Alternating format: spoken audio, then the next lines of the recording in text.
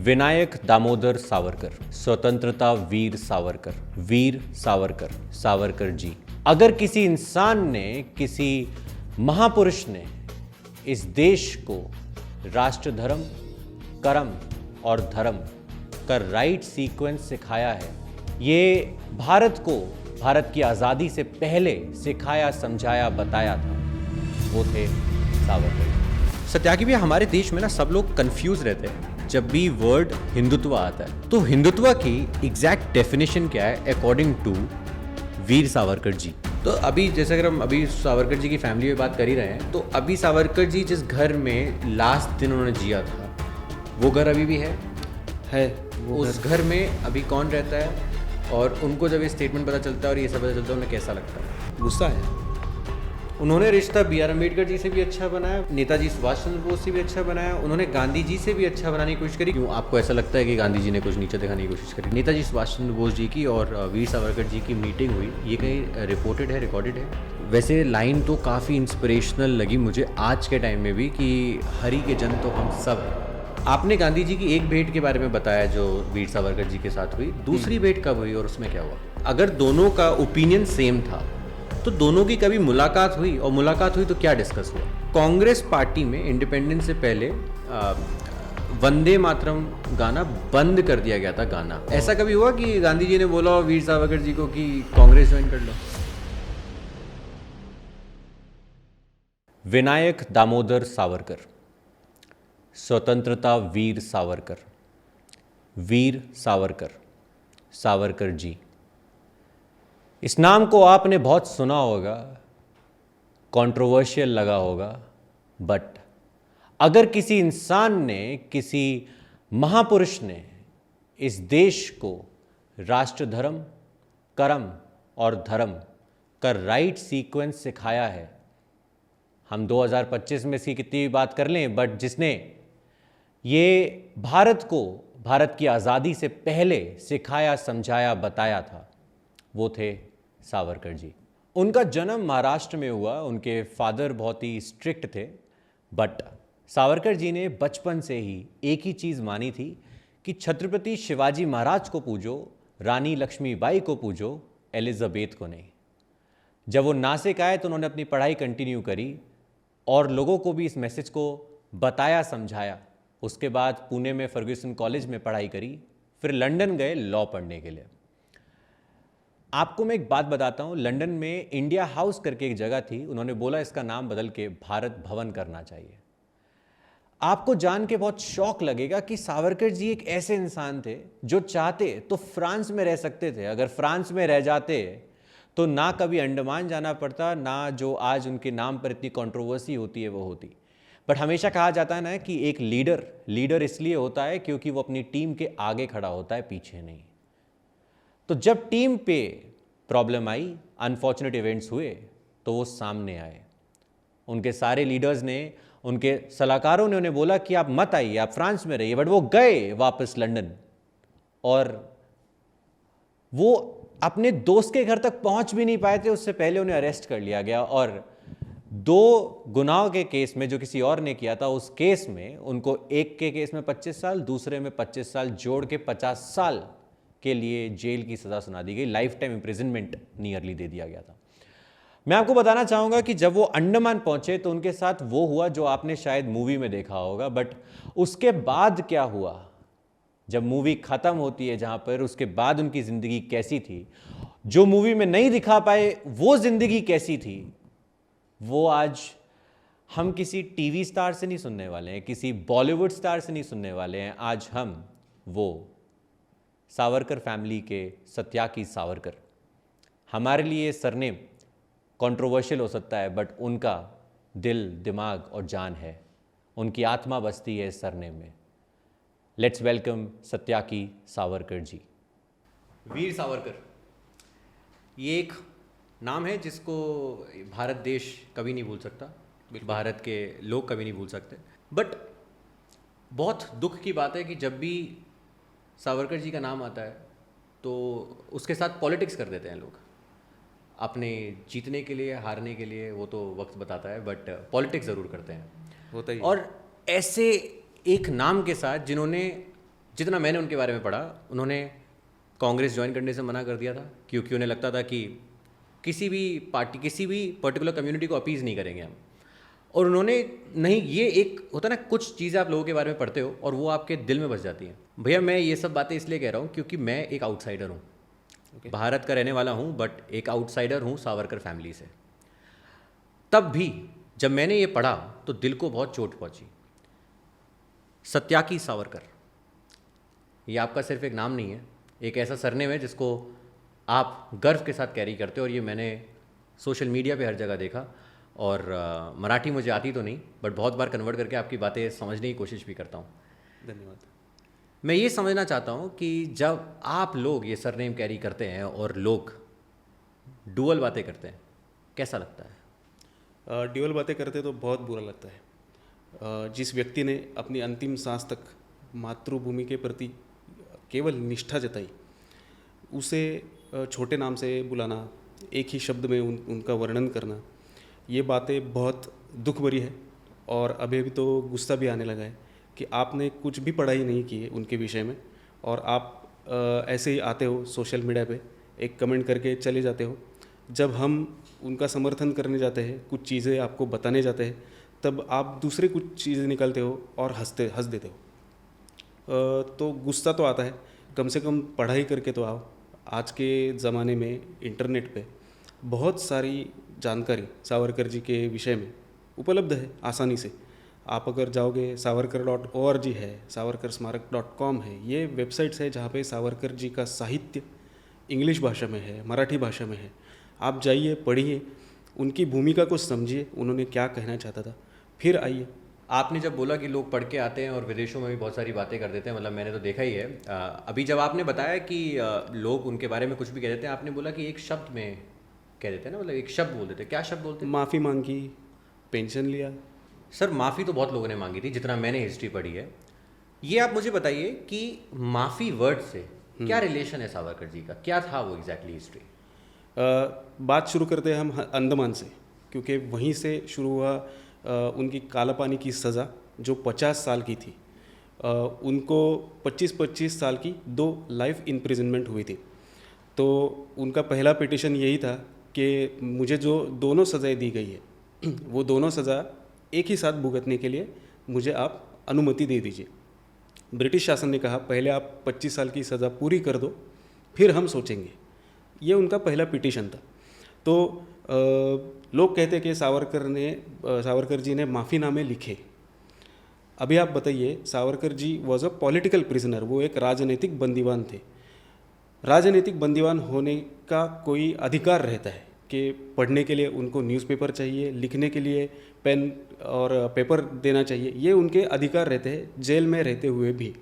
सावरकर जी को इनमें से कुछ भी नहीं दिया तो सिर्फ कोल्हू दिया, डंडा बेड़ी, खड़ा बेड़ी में जकड़ कर रख दिया, सज़ाएं सुनाई और सॉलिटरी कन्फाइनमेंट में रखा।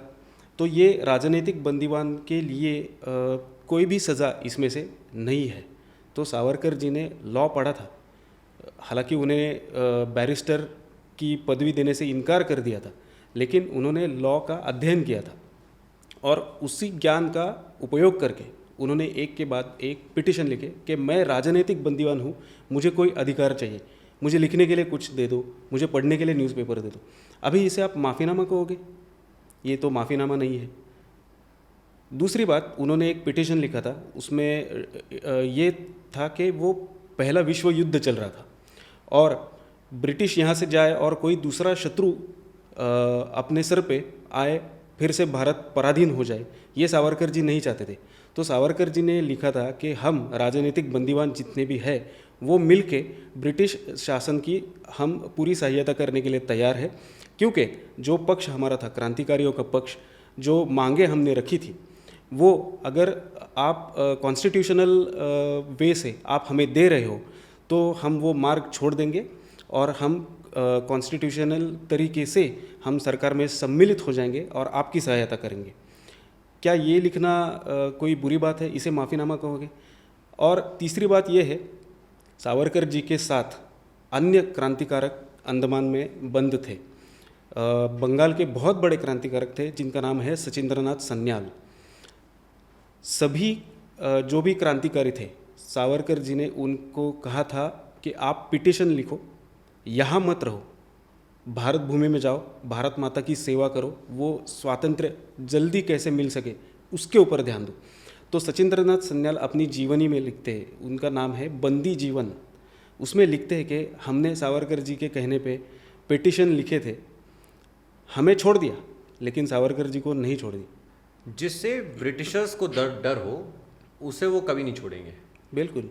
ये मेरा जितनी हिस्ट्री मैंने पढ़ी, मैंने आईएएस की बहुत बुक्स पढ़ी हैं, मैं आपको बताता हूँ, तो जहाँ भी मैंने पढ़ा मैंने एक चीज़ ज़रूर पाई कि जिससे भी ब्रिटिशर को डर था उसे वो अपने से कोसों दूर रखते थे, जैसे अंडमान जैसी जगहों पे, और जिससे उन्हें डर नहीं था उनको बिल्कुल बाजू में बैठा के रखते थे, उनके संग खाना खाते थे, पानी पीते थे, और जो भी वो पिलाना चाहे पीना चाहे वो पीते थे। जी। मैं आपसे ये जानना चाहता हूँ कि अगर लोग इसको माफ़ीनामा कहते हैं, 2 मिनट के लिए मैं इसको माफ़ीनामा मान लेता हूँ, कितने साल उनके 50 साल थे जो सज़ा दी गई थी उन्हें? 50 साल की सज़ा थी। 50 साल की सज़ा दी गई थी। उन्होंने जो पिटीशन लिखना चालू करे वो कितने साल बाद चालू करे थे? समझ लीजिए 1911 में उनका पहला पिटीशन है। और सज़ा कब हुई थी? सज़ा 1910 को हुई थी। तो सज़ा सुनाई 10 को, 11 से उन्होंने पिटीशन लिखना शुरू कर दिया और पूरी तरह से उनको रिहा कर दिया 1937 में।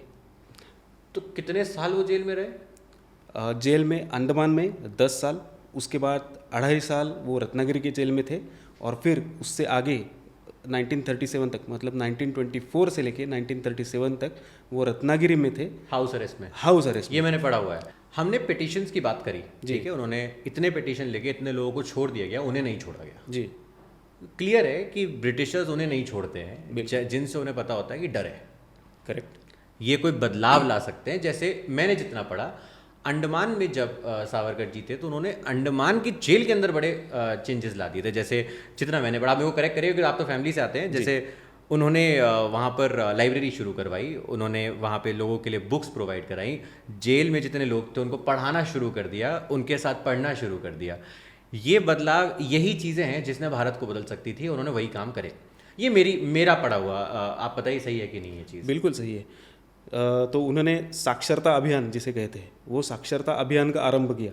बहुत सारे लोग वहाँ पे तो जो पढ़ना लिखना भी नहीं जानते थे उनको पढ़ाया।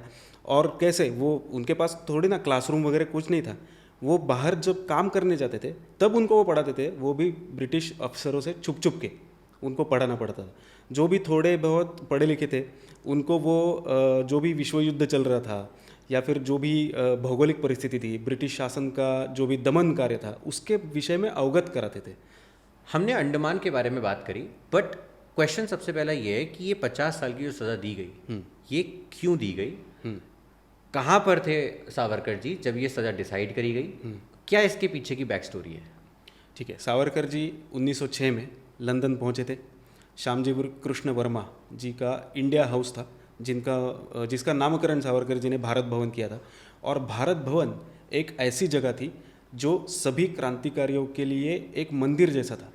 वहाँ पे जो लोग भारत से इंग्लैंड पढ़ाई करने आते थे, सावरकर जी के संपर्क में आते थे, सावरकर जी उन्हें राष्ट्रभक्ति सिखाते थे, उन्हें अभिनव भारत का सभासद बना लेते थे, उन्हें प्लेस दिलवा देते थे। और भारत की स्वतंत्रता की लड़ाई केवल भारत से नहीं लड़ी जा सकती, उसे इंटरनेशनल लेवल पे लाना चाहिए, ये एक विचार सावरकर जी का था। तो यूरोप में जो भी ब्रिटेन के जो शत्रु थे, जो भी कॉलोनीज थी जो ब्रिटिश आधिपत्य के नीचे नहीं थी, उन कॉलोनीज़ में सावरकर जी ने अपना संपर्क बनाने का आरंभ कर दिया। ये पहली बात। इंग्लैंड में सावरकर जी ने पुस्तकें लिखी, ग्रंथ लिखे। इंडियन वॉर ऑफ इंडिपेंडेंस 1857 ये ग्रंथ लिखा। फिर जोसेफ मैजिनी जो बहुत बड़े क्रांतिकारी थे, उनका चरित्र पढ़ के उन्होंने अनुवाद करके वो छपवा दिया नासिक में, उनके भाई के जो प्रिंटिंग प्रेस था उसमें छपवा दिया।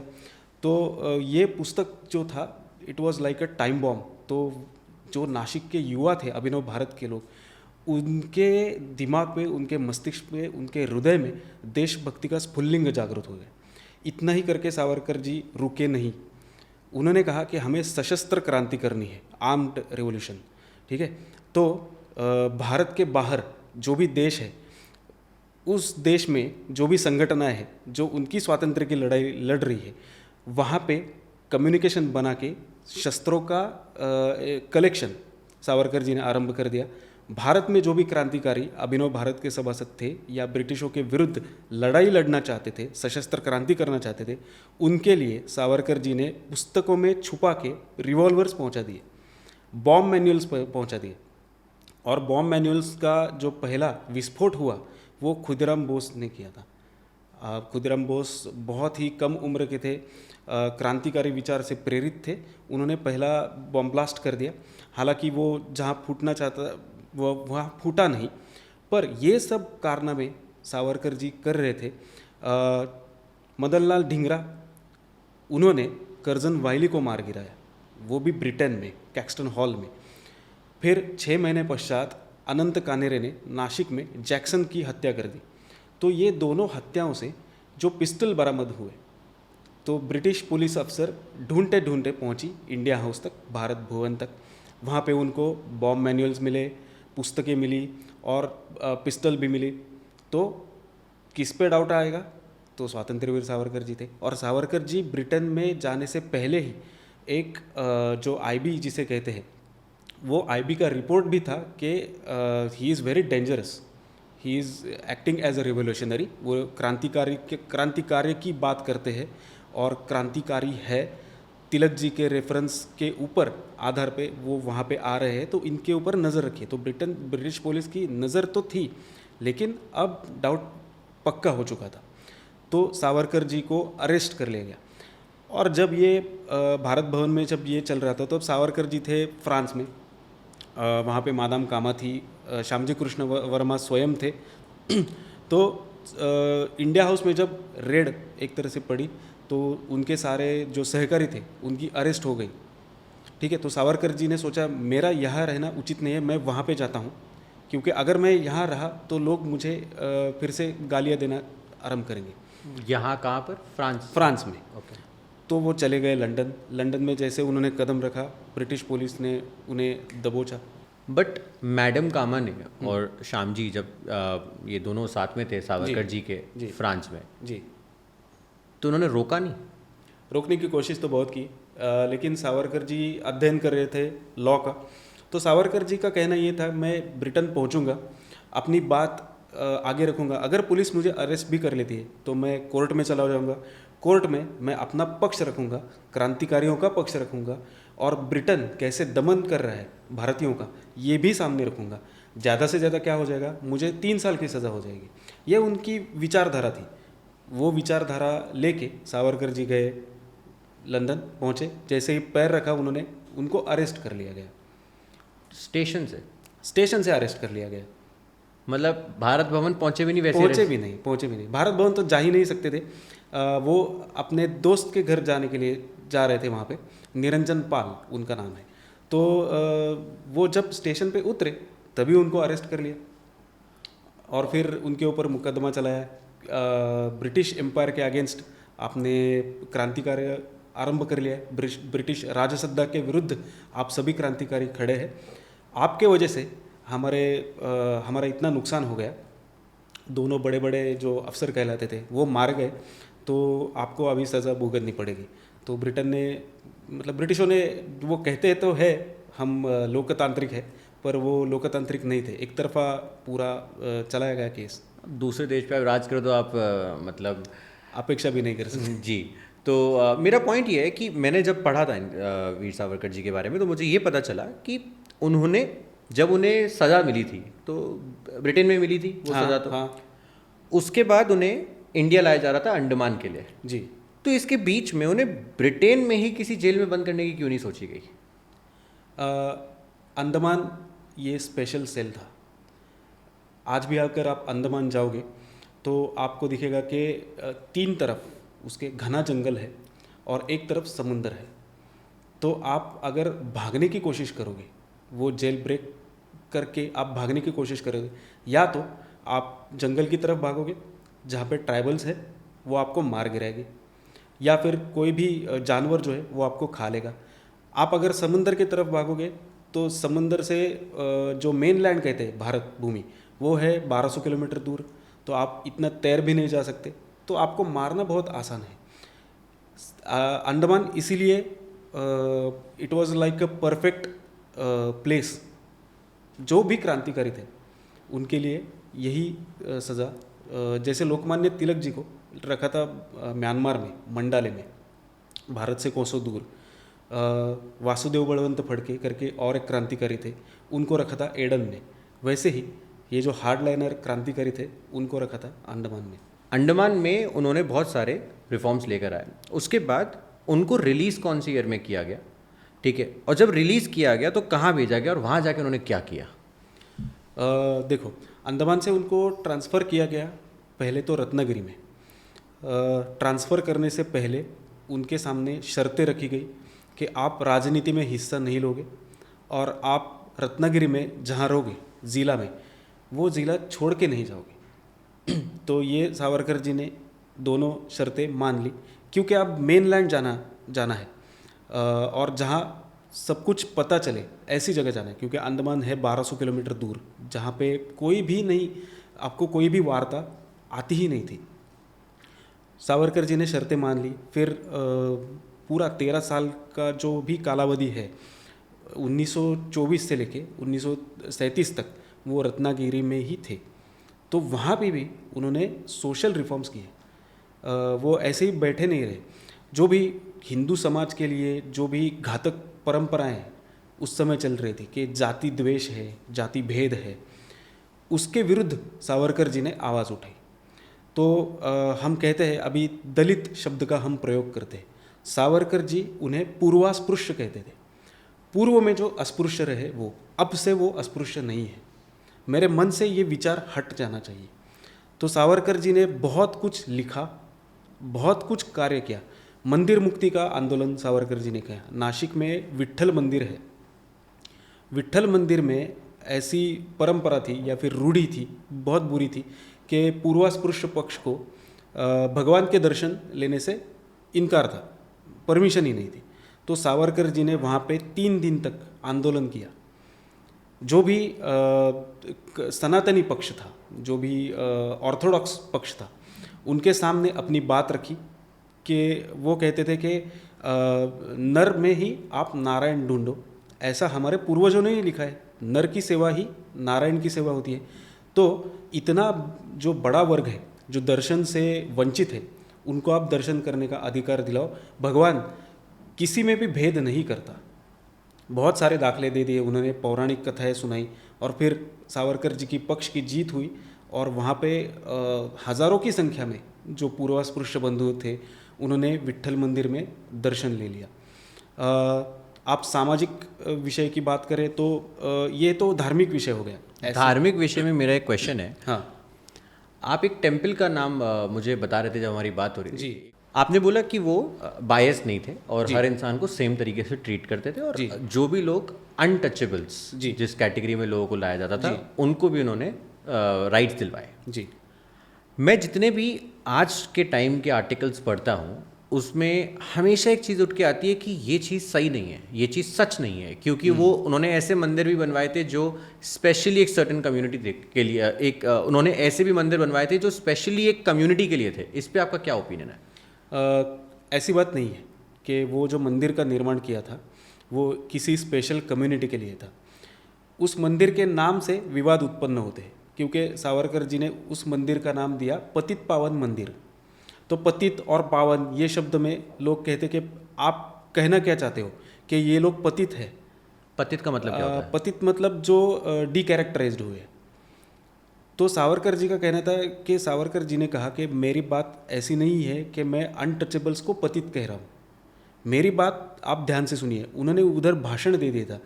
वो कहने लगे कि हम सब पतित हैं। क्यों?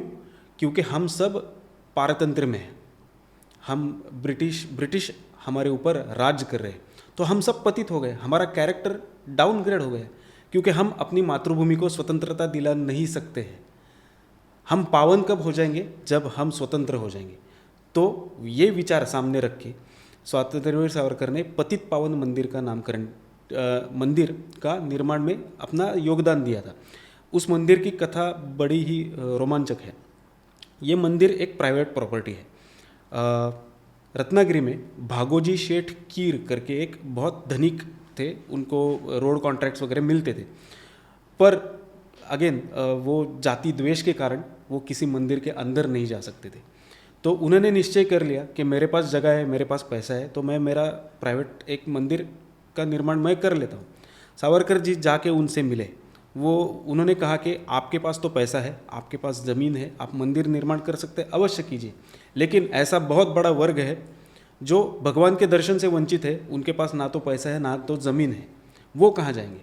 तो आप एक काम कीजिए, आप एक मंदिर का निर्माण कीजिए और वहाँ पे हिंदू समाज में जितने भी जाति है उन सब जातियों को मुक्त प्रवेश दे दीजिए। भागोजी शेठकीर ने ये बात मान ली।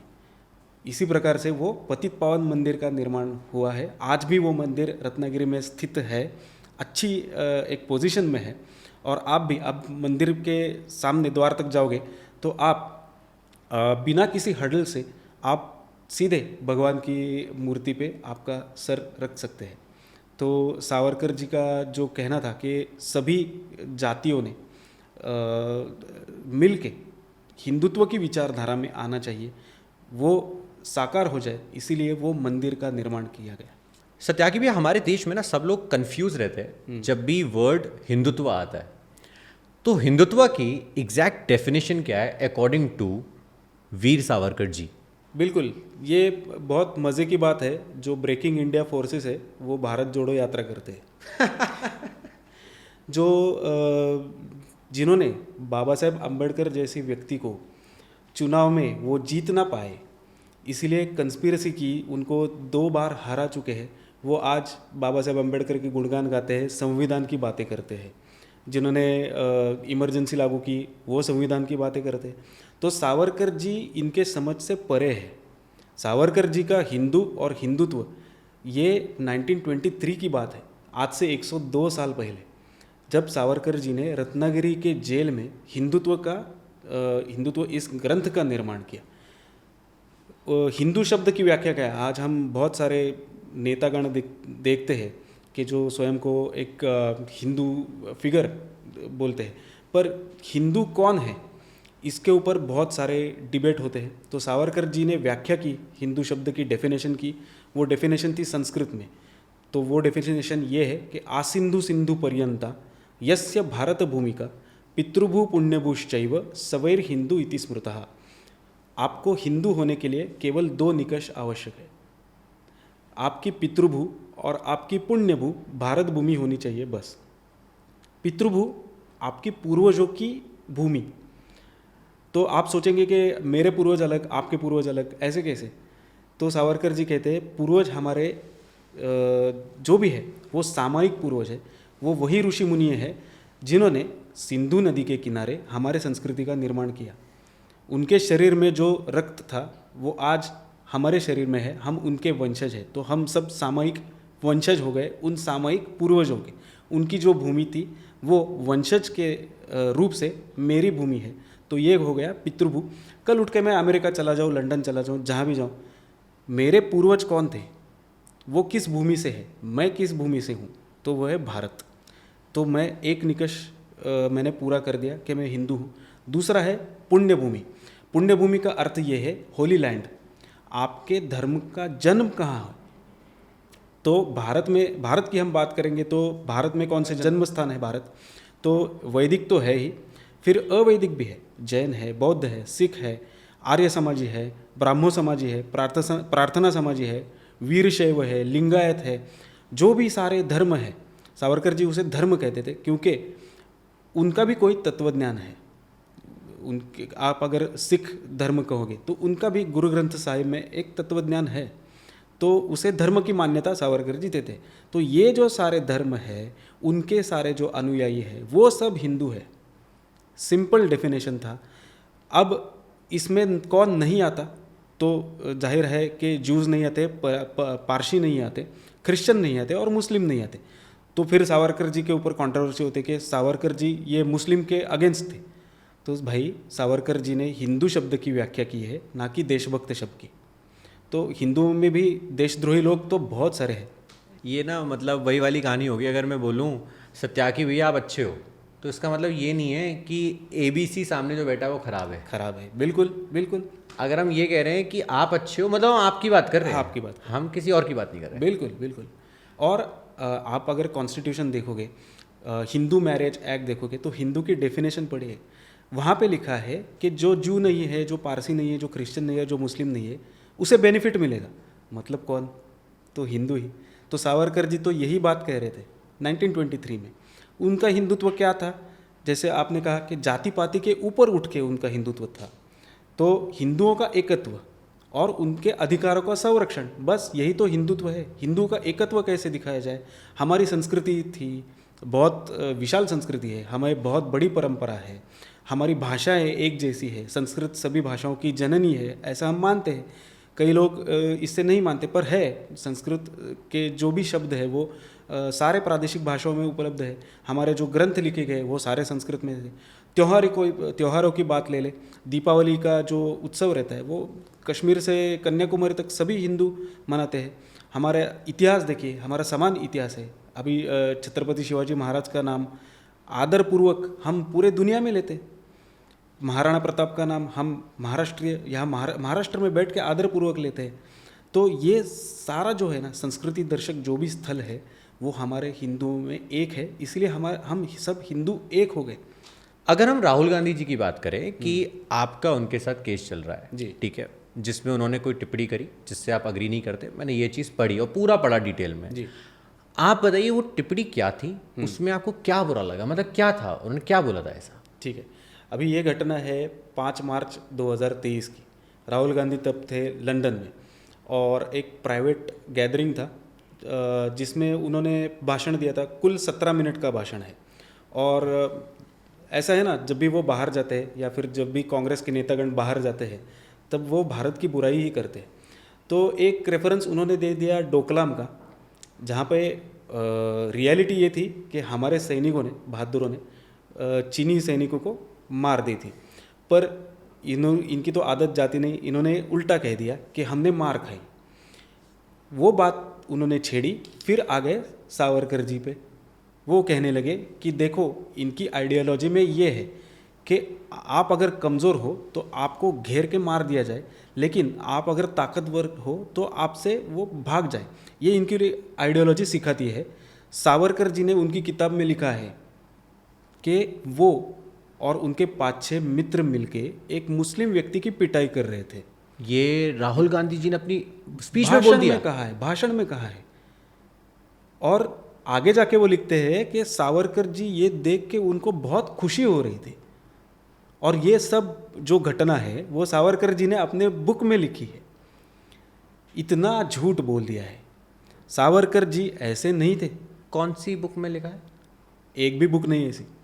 उनके हिसाब से कौन सी बुक में लिखा है? वो तो नाम बताते नहीं थी। उन्होंने कहा, पहली बात तो राहुल गांधी जी ने सावरकर जी की बुक पढ़ी, दैट इज वन थिंग। उस बुक को पढ़कर उनको एक बात बिल्कुल याद रही जी, उन्होंने पूरी बात बता दी जी। बुक का नाम नहीं बताया। बुक का नाम नहीं बताया। हमने एक एप्लीकेशन भी दे दिया है कोर्ट में कि जो बुक का रेफरेंस राहुल गांधी ने लिया ये बात कहते हुए, वो बुक राहुल गांधी प्रेजेंट करे कोर्ट में। उनके पास एविडेंस है तो प्रेजेंट करे। उसके ऊपर एक भी आंसर नहीं आया उनका। शॉकिंग, ये बहुत शॉकिंग है। मतलब आपने बुक पढ़ ली, आपके हिसाब से बुक पढ़ ली है, स्टेटमेंट दे दिया, बोल दिया, कौन सी पढ़ी नहीं पता, कोर्ट में आपने एप्लीकेशन दी, उसका सबमिशन नहीं आया, तो क्या जवाब आया? अगली तारीख पे बस तारीख पे तारीख एक एप्लीकेशन दे दिया, हमें समय चाहिए ये बुक ढूंढने के लिए। तो हमने कहा समय चाहिए मतलब आपके पास तो कुछ ना कुछ तो रहेगा रेफरेंस, वो दे दो। वो भी नहीं दिया। ये बात कर रहा हूँ मैं 12 जून की। नेक्स्ट डेट है 3 जुलाई, जहाँ पे राहुल गांधी जी को आके प्ली रिकॉर्ड करनी है। अभी आने से तो वो बच रहे, क्योंकि उन्होंने बीच में एक अर्जी दे दी थी कि क्योंकि केस पुणे में दाखिल हुआ है, तो पुणे में नथुराम गोडसे की भूमि है, पुणे में बॉम्ब ब्लास्ट हुआ है जर्मन बेकरी में, और Pune is not safe for me, मैं तो लीडर ऑफ अपोजिशन हूँ। तो ये अर्जी तो सम्माननीय न्यायालय ने मान्य कर ली। तो उनके वकील आएंगे, उनकी प्ली रिकॉर्ड करेंगे, लेकिन वो कह सकते हैं कि हमारे पास अभी तो बुक नहीं है, वो हम जब ट्रायल चलेगा तब हम सबमिट करेंगे। मैं 100% श्योर हूँ ऐसी कोई भी पुस्तक नहीं है। सावरकर जी के जीवन काल में ऐसी कोई भी घटना हुई नहीं है। एज अ फैमिली जब आपने ये स्टेटमेंट पढ़ा, सुना, सोचा, कैसा लगा? गुस्सा आया, क्योंकि बहुत हो चुका है। ये जो मैं भारत जोड़ो यात्रा की बात कर रहा था ना, तब बार बार ये कांग्रेस के लीडर बार बार सावरकर जी के माफ़ीनामे या फिर सावरकर जी को कहेंगे ब्रिटिशों का एजेंट था, ये सारी बातें कह रहे थे। और केवल राहुल गांधी नहीं, कांग्रेस के बहुत सारे नेतागण यही बात दोहराते थे कि इस सावरकर जी ब्रिटिशों के एजेंट थे, उन्होंने माफ़ीनामे लिखे, माफ़ी मांगी थी। हम सारा पॉलिटिकल लीगल एंगल कवर कर रहे हैं। आप लोगों के तो सरनेम में सावरकर आता है जी, आप लोगों के दिल में सावरकर जी बसते हैं। जब ये स्टेटमेंट सुना कि उनको इस तरह से डिमीन किया जा रहा है, क्योंकि ये तो मतलब होता है ना कम्युनल टेंशन्स बढ़ाने के लिए है कि आपने बोल दिया कि एक मुस्लिम को मारा था, ये तो कम्युनल टेंशन बढ़ाने के लिए स्टेटमेंट बोला गया। जब एज अ फैमिली आप लोगों ने ये पढ़ा सुना तो आप लोगों को कैसा लगा? हमें तो गुस्सा आया, आपको क्या आया? बहुत चर्चा हो गई हमारी फैमिली में। मेरे बड़े भाई है, चचेरे भाई है, रंजीत सावरकर, जो राष्ट्रीय स्मारक मुंबई में जो है उसके कार्याध्यक्ष थे, उनसे मेरी बात हुई। मेरी एक बहन है, शी इज़ ऑल्सो इंटेलेक्ट, उनसे भी मैंने बात की और बहुत ज़्यादा चर्चा हो रही थी। बहुत हम लोग जैसे अस्वस्थ थे, हम में गुस्सा था ही पहले से कि हर दिन कोई ना कोई उठ के ऐसे कमेंट कर रहा है, तो किसी ना किसी को तो जवाब देना होगा। तो ये चर्चा चल रही थी, तो मैंने जो भी जितने भी मेरे बड़े भाई हैं सबकी सलाह ले ली और केस हमने फाइल कर दिया इसी मुद्दे पे। ओके तो अभी जैसे अगर हम अभी सावरकर जी की फैमिली में बात कर ही रहे हैं, तो अभी सावरकर जी जिस घर में लास्ट दिन उन्होंने जिया था वो घर अभी भी है वो उस घर में अभी कौन रहता है? और उनको जब ये स्टेटमेंट पता चलता है और ये सब पता चलता है, उन्हें कैसा लगता है? सावरकर जी का घर है सावरकर सदन, शिवाजी पार्क दादर में। वहाँ पे मेरी चाची, मतलब सावरकर जी के जो बेटे थे विश्वास सावरकर, उनकी पत्नी, उनका नाम है सुंदर सावरकर, और वो अभी बहुत शी इज़ वेरी ओल्ड, 90+ है। अच्छा। तो उन्हें नहीं, पर उनके जो भी बेटियां हैं वो हम सब लोग एक दूसरे के कांटेक्ट में रहते हैं, संपर्क में रहते हैं। तो उन्होंने जब ये पढ़ा तो दे वर सरप्राइज्ड कि ऐसी बातें सावरकर जी ने लिखी है, ऐसी पुस्तक लिखी है। तो मैंने उनको आश्वस्त कर दिया कि नहीं है ऐसी बात, ये बात तो झूठी है। तो उन्होंने कहा कि हमें कुछ ना कुछ इसके अगेंस्ट करना चाहिए। चाची बहुत ही ज़्यादा उनकी आयु है, तो उन्होंने कोई रिएक्शन नहीं दिया, वो अभी थोड़ा भूलती भी ज़्यादा है। पर उनके बेटियां जो मेरी बहनें हैं, हम सब लोग ने डिसाइड कर लिया है। अभी इस केस पे कहाँ पे कितनी गाड़ी आगे बढ़ी है? और थोड़ा इस केस के बारे में आप हमें बताइए कि आपने केस फाइल किया, उसमें क्या कहाँ पे प्रोसेस पहुँचा है? ओके, केस फाइल करके 2 साल हो गए हैं। और पहले जिस सेशन कोर्ट में हमने केस दाखिल किया था, वहाँ पे तो ऐसी सिचुएशन थी कि हम लोग सिर्फ जाके बैठते थे। फिर ऑनरेबल कोर्ट अपने हिसाब से वो उन्होंने पूरा अध्ययन करे। मैं उनको दोष नहीं दूंगा, क्योंकि ये बहुत सेंसिटिव टॉपिक था। जो सरनेम इससे जुड़े हुए गांधी है और सावरकर है, तो ये एक तरह से हाई प्रोफाइल केस बन चुका था। बात राहुल गांधी ने कही थी कि सावरकर जी ने किताब लिखी है, तो ऑनरेबल कोर्ट ने हमें कहा कि वो पुस्तक लाके हमें दो। तो हमने कहा ऐसी कोई पुस्तक है ही नहीं। फिर भी कहा उन्होंने कि जो भी पुस्तक उन्होंने लिखी हो वो लाके दे दो। तो हमने 40 पुस्तकों की लिस्ट दे दी। तो फिर कोर्ट ने कहा कि नहीं नहीं नहीं, मुझे सिर्फ एक ही पुस्तक चाहिए जो उनकी जीवनी हो। तो मैंने दे दिया, माई ट्रांसपोर्टेशन फॉर लाइफ, वो पुस्तक सबमिट कर दिया कोर्ट को। कोर्ट ने उसका अध्ययन किया होगा, अवश्य किया होगा। फिर पुलिस को बोला कि आप जाके इंक्वायरी करो, वो वीडियो देखो, जिससे पता चले कि ये आवाज़ राहुल गांधी की है, ये पर्सन वही है। तो पुलिस ने अपना रिपोर्ट सबमिट किया कि ये वही बात कह रहे हैं, वो पर्सन राहुल गांधी है, उनका चैनल भी वही है। उससे आगे केस गया स्पेशल कोर्ट में, क्योंकि Rahul Gandhi was a standing MP। उनके अलग कोर्ट रहते, MP MLA कोर्ट रहता है, तो उन्होंने भी अध्ययन किया है। और ऐसी बात है कि राहुल गांधी को उन्होंने समन भेजा, तो वो समन्स के लिए तो आए नहीं, 3 बार ऐसा हो गया। फिर हमने हमारी ओर से with due permission of the honourable court हमने ही समन्स भेजा, वो समन राहुल गांधी तक पहुंचा, उसका कोई भी जवाब नहीं आया। आपको कैसे पता पहुंचा? रिसिट है, बाय पोस्ट हमने पहुंचा दिया था, उसका रिसिट है, प्रॉपर SMS भी आता है। तो ये सब हमने कोर्ट में सबमिट कर दिया है पूरा। राहुल गांधी आने से रहे, ऐसे ही कारण देते गए कि पुणे में ये हुआ था, वो हुआ था, Pune is unsafe for me. मेरी बात यह है कि वो प्रचार के लिए भारत भर जाते हैं, भारत जोड़ो यात्रा के लिए भारत भर जाते हैं। संभल जैसे सेंसिटिव जगह पे राहुल गांधी ने जाने की कोशिश की, लेकिन उनको समय नहीं मिला कि जिस न्याय व्यवस्था और जिस संविधान की वो बात कर रहे थे उस न्याय व्यवस्था के सामने आए। वीर सावरकर जी वो कहते थे ना, मैं राहुल सावरकर नहीं हूँ, मैं राहुल गांधी हूँ, मैं डरता नहीं हूँ। तो आ जाइए आप, वीर सावरकर ऐसे व्यक्ति थे जो डरे नहीं ब्रिटिशों से, ब्रिटिश डरे थे सावरकर जी से। उन्होंने कभी भी न्यायालय से छूटने की कोशिश नहीं की, जो भी है ही फेस्ड इट। तो आपने अगर उनके बारे में आप इतना कुछ जानते हो और इतनी कुछ बातें कहते हो ब्रिटेन में जाके, तो आप न्यायालय में आइए। वो आने से रहे। अच्छा, तो ठीक है, मैं ये मान लिया कि वो न्यायालय में नहीं आए। मैं कहता हूँ आज में ये भी हम चलो मान लेते हैं कि आपका ये केस आपके फेवर में इसकी हियरिंग हो जाती है, मतलब 4 साल 5 साल 10 साल में जाके आपके फेवर में हियरिंग हो जाती है, तो सज़ा कितनी बड़ी होगी? क्या आपने कौन से धाराओं के अंदर लगाया है?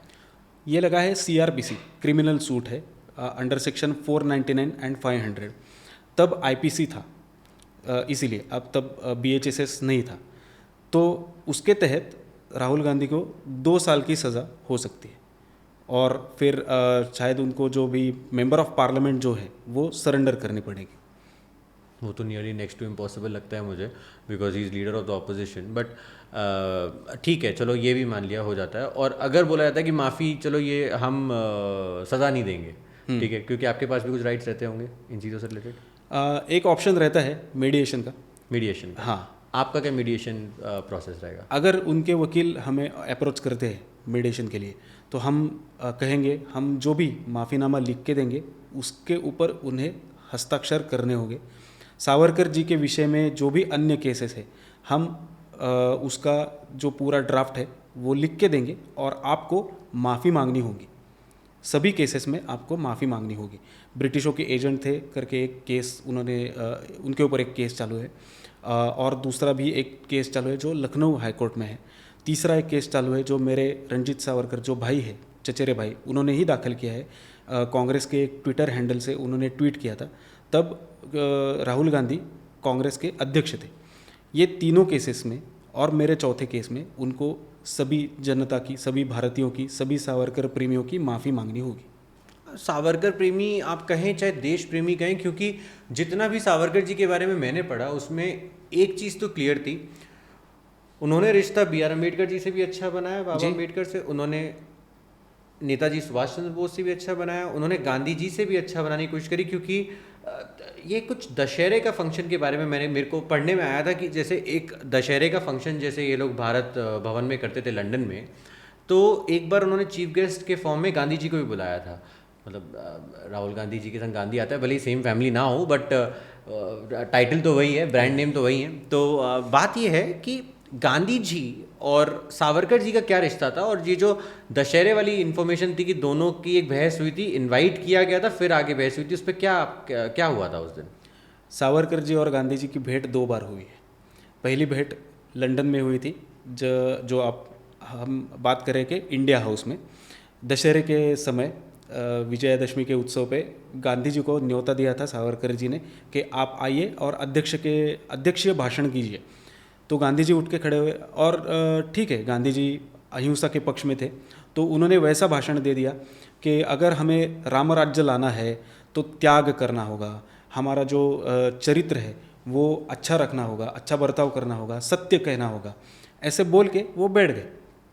सावरकर जी का भाषण उनके पश्चात हुआ और सावरकर जी ने कहा गांधी जी की ये सारी बातें तो सच है, हमारा चरित्र अच्छा रहना चाहिए, सत्य कहना चाहिए, किंतु रामराज्य तब आएगा जब हम रावण का वध करेंगे।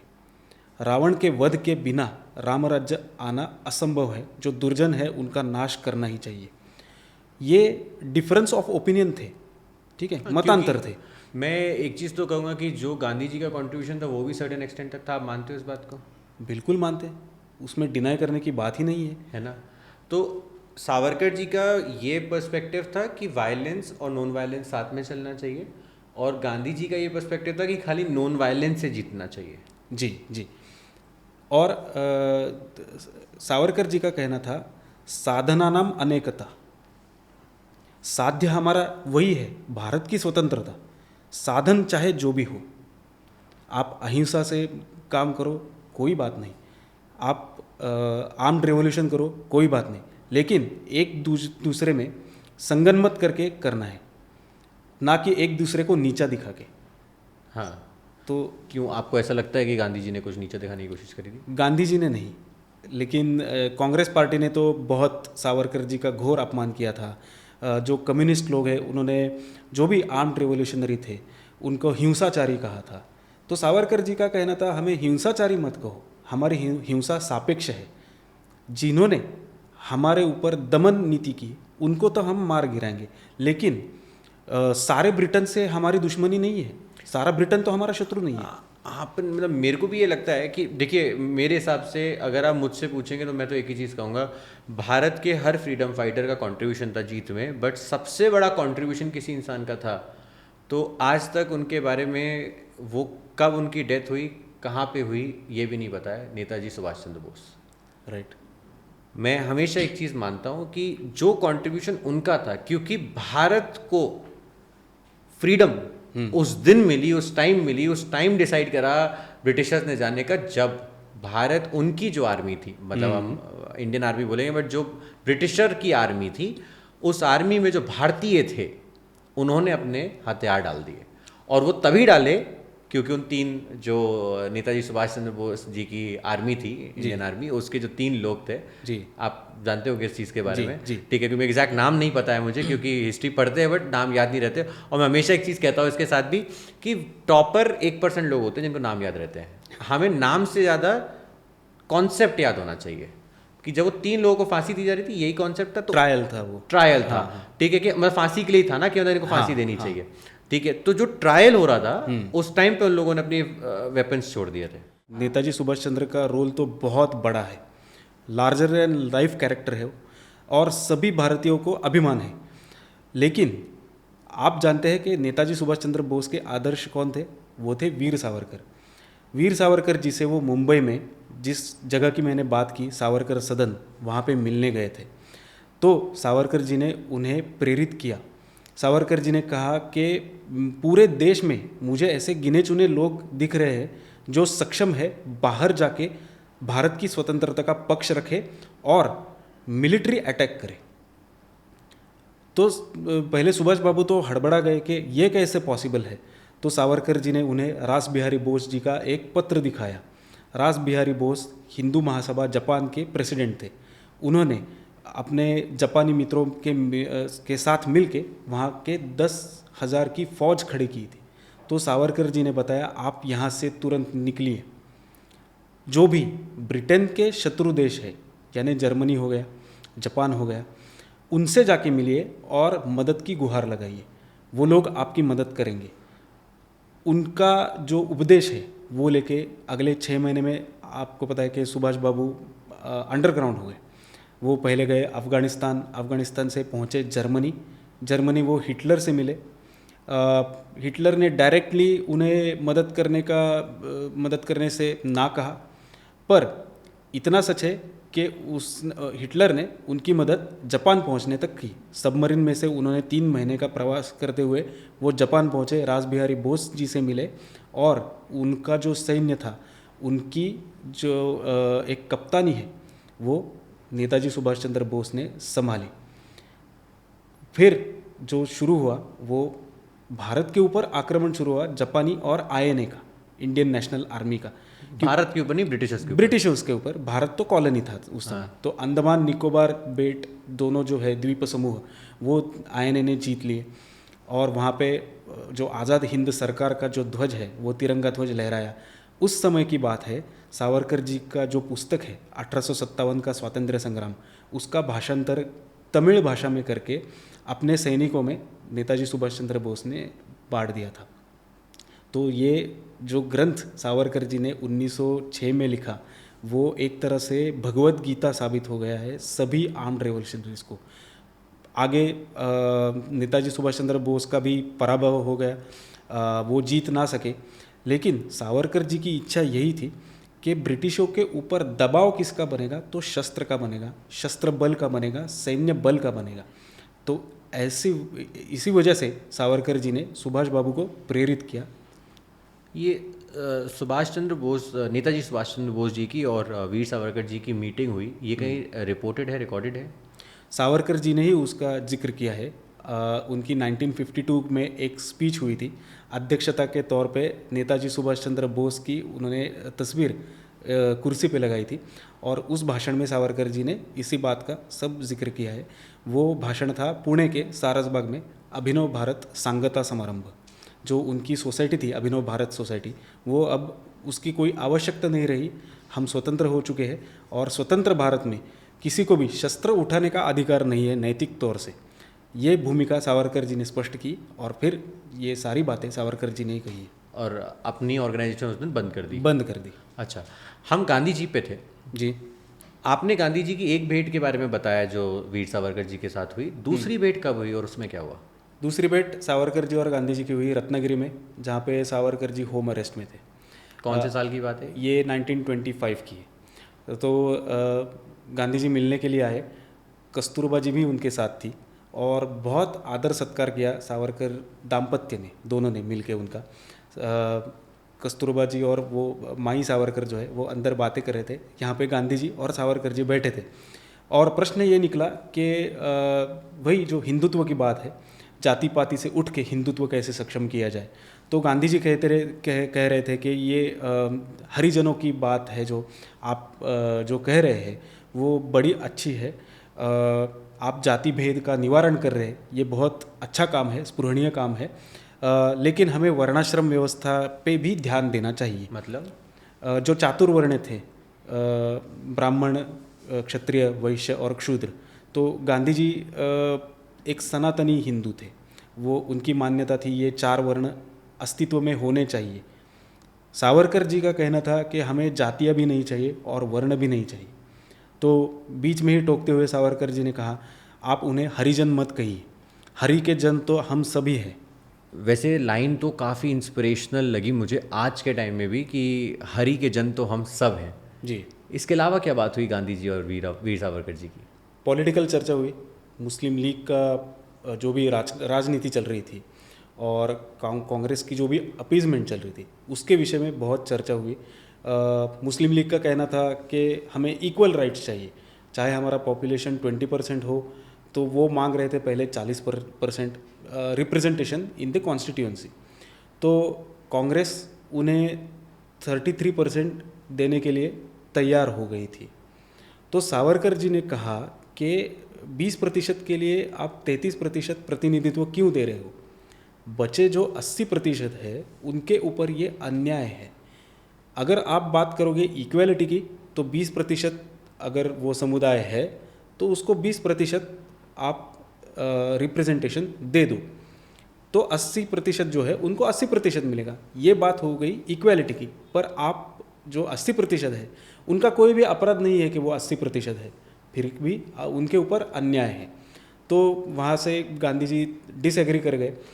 इसको थोड़ा आप समझा सकते हो? जैसे हमने बोला 33% उनको शेयर मिल रहा था इन द कॉन्स्टिट्यूएंट असेंबली, ठीक है। तो इसका मतलब क्या हुआ कि जो जैसे 20% एरिया है, जैसे कोई स्पेसिफिक लोकेलिटीज़ हैं, क्योंकि मैंने इसके बारे में पढ़ा हुआ है कि स्पेसिफिक लोकेलिटीज़ होती हैं जहाँ पे रिजर्व राइट्स मांग रहे थे मुस्लिम लीग, उसके बारे में क्या कहना है आपका? ये मैं बात कर रहा हूँ अखंड भारत की।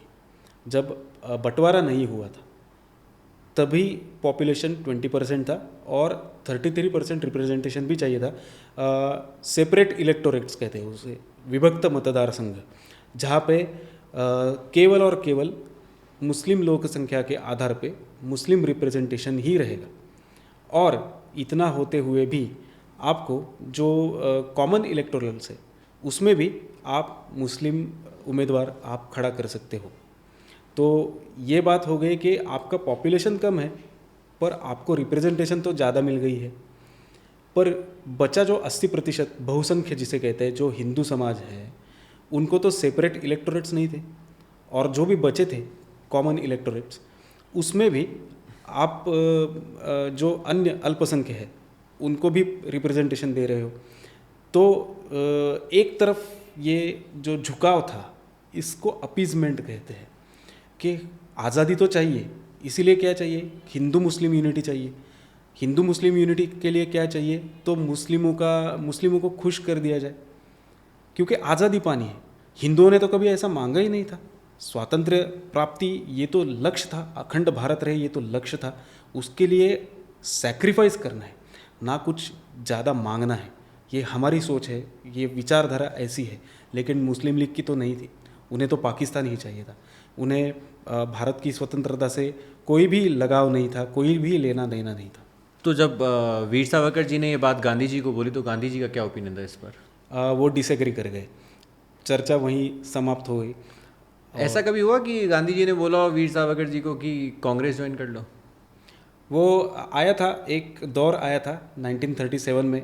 स्वयं गांधी जी ने नहीं, पर जो भी कांग्रेस के नेतागण थे अन्य, वो सावरकर जी के पास प्रपोज़ल लेके गए कि आप आइए कांग्रेस में, आपका स्वागत है। तो सावरकर जी ने कहा कि आप मतलब कांग्रेस जो है वो अपीजमेंट करते करते इतने दूर तक चली गई है कि उनको वापस लाना मुश्किल है। इससे अच्छा है कि मैं कांग्रेस में ना आऊँ, मैं दूसरे पक्ष में जाऊँगा, जो हिंदू महासभा थी। ये कहीं डॉक्यूमेंटेड है? हाँ, सावरकर जी की जीवनी में जो विक्रम संपत जी ने 2 पुस्तकें लिखी है उनमें डॉक्यूमेंटेड है। धनंजय कीर करके एक मराठी लेखक है, उन्होंने भी सावरकर जी की जीवनी लिखी है, उसमें भी डॉक्यूमेंटेड है। अगर दोनों का ओपिनियन सेम था तो दोनों की कभी मुलाकात हुई, और मुलाकात हुई तो क्या डिस्कस हुआ? सावरकर जी और सुभाष चंद्र बोस पॉलिटिकली अगर विचार किया जाए तो उनमें भी डिफरेंस ऑफ ओपिनियन थे, लेकिन भारत के स्वातंत्र्य को लेके दोनों में सहमति थी। दोनों का एक ही कॉमन पॉइंट था, आर्म्ड रेवोल्यूशन। तो सावरकर जी और नेताजी सुभाष चंद्र बोस की मीटिंग हुई सावरकर सदन में। एक और क्वेश्चन मैंने हमेशा उठते हुए देखा है, वीर सावरकर जी को पेंशन मिलती थी, बाकी सबको नहीं मिलती थी क्या? उसका पेंशन उसे नहीं कहते हैं। अच्छा, उसे कहते हैं अलाउंस।